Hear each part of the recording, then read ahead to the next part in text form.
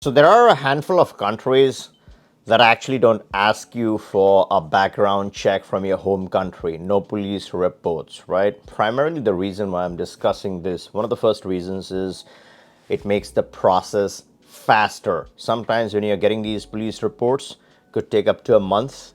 And more importantly, if you're required to apostille this police report, it could take several more weeks. You're talking about a couple of months in some cases. So when the country does not ask you for any kind of background check or police report, you're speeding up the process. You can directly apply for your residency or your benefit and move immediately. I'm going to discuss a few countries, a handful of countries, but that's towards the end of the video. It's not that if you have crime, the country is not going to bother.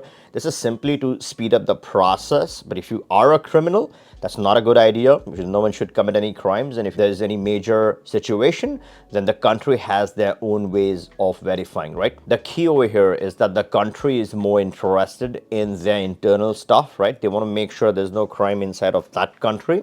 When it comes to outside stuff, they have their own thoughts, mechanism, and process about it. Before we discuss what these countries are, let's just first talk about a second chance. Should criminals, people with crime on their background, should they be given a second chance? That's the big question. Let's talk about some serious criminal charges. Now, if you are a woman and you drove a car, you did that in Saudi Arabia prior to 2018, now is fine. But if you did this prior to 2018, Saudi Arabia classified that as a crime. And if you had that criminal record on your past, then of course you are criminal as per their jurisdiction. Let's take a second example. Let's say you're a gay, or there's a gay couple who are caught in any sexual activity, right, amongst the same sex in a wrong country. Middle Eastern countries, including Saudi Arabia, engaging any lovemaking activity, if you're a gay, could be a significant crime. The penalties could be stiff. Now let's consider a situation of a crime, let's say in a Western country, let's say like US or Canada. There have been several cases where people have been framed or wrongly accused. A classic example, and there's several videos, I made some videos where how there were certain cops who planted drugs, or let's say stole cash from the victims in this case. And sometimes if you don't have the right legal representation, or just the system goes against you, it's pure bad luck, you don't have any evidence, but they have the fake planted evidence, then you could get wrongly accused and you could still be a criminal. It's bad luck, but still you would be a criminal under those circumstances. Now, when you talk about such serious crimes, do you deserve a second chance? That's a big question, right? Some people think, yes, a second chance is important to rehabilitate, because at the end of the day, humans are either unfortunate or in unfortunate circumstances. They sometimes make wrong choices, wrong decisions. They're in the wrong place doing the wrong thing. There's law for a reason. There's a law in every country. Some things that are celebrated in one country could be a crime in another. The whole gay situation, right, is exactly that. Let's say you're being a gay in Canada or US, there's celebrations, there's rallies, there's parades, there's full support for such relationships. But the same thing in a different jurisdiction could be seen as a brutal crime. So it really depends upon your choices. And to answer that question, whether people should get a second chance or should not get a second chance, if you're a pure evil, then yes, there should be harsher penalties. There should be difficulties that that person should, face. They should be kept separately. But for crimes which were unintentionally committed, or let's say you were framed, those type of people, I feel, should get a second chance at life. Let me know your thoughts in the comments. Do you feel a person should get a second chance? Now let's jump to the second part of this video, which is super important, and that's the key. Again, this second topic has no connection with the crime, right? I'm discussing this second topic, which is the countries that don't ask for a criminal check from your home country simply to speed up the process. The first one and the most important one on this list is Mexico. They literally don't ask you for anything. You can obtain your, disclaimer, they ask you for your personal documents like passports and bank statements or pay stubs, but that's about it. They don't ask you for your police report. They don't ask you for your birth certificate when they are issuing you the residency. So that speeds up the process. You can immediately get started. In fact, we are able to legally get the Mexican residency card in a single day. That's crazy. That's insane. I don't think there's any other country in the world where you could actually obtain the residency card in a day. Countries like Canada, the most advanced countries, like let's say Canada or US, they talk about years, 6 months to a year just to produce the card. Nope, but here it's super, super fast. And if you are interested in learning what that process looks like, you can return and take a look at this video. Here I have discussed this extensively, how this thing is even possible. So Mexico is one country where they look at their own databases, they peep into their own systems. They want to make sure that the person hasn't committed any crime inside of Mexico. Okay, so they skip that part where they ask you to obtain a police certificate.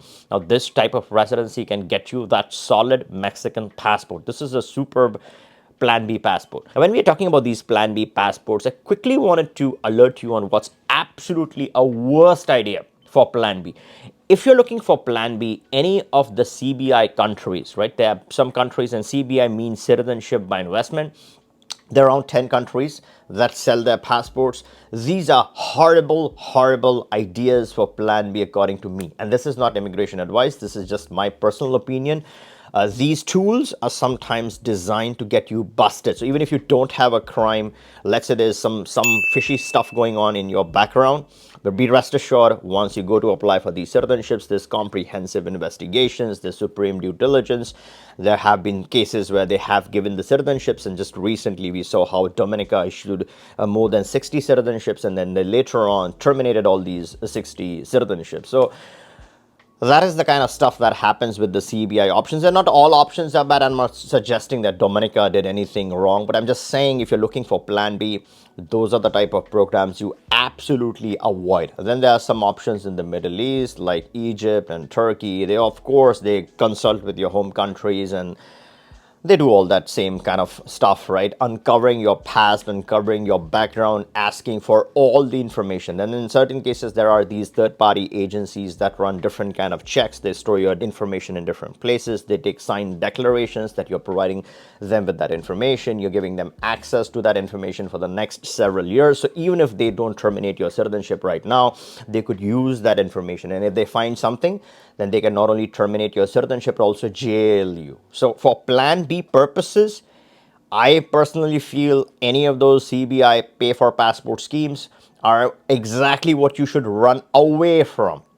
That out of the way, now let's continue with this discussion. So Mexico is my top choice for the best possible passport. And one thing I keep reiterating, this passport is far more stronger than the American and the Canadian passport because of three things. One is that it has the ETA option to Canada under certain circumstances. It used to have a direct visa free, but now they have changed that to ETA for certain people.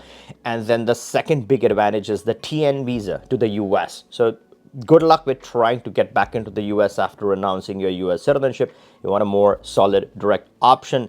TN is far better than any H1 or EB2 or E2 or EB5, any of those categories.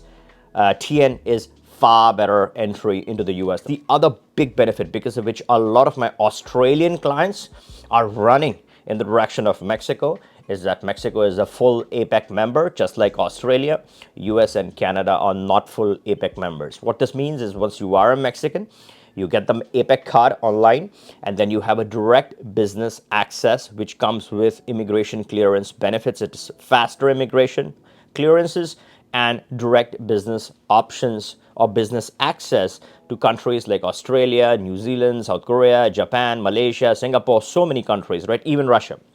So you have all this power-packed access, which is far stronger than all those visa-free access that your US and Canadian passports get you.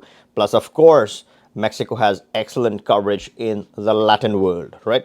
So if you put everything together, this is that single most solid hidden gem. A lot of people don't know about the strength of the Mexican passport, and they get shocked and alarmed when I talk about this. But these are some superb features that you can rarely find in any passport, right? So Mexico gives you that option.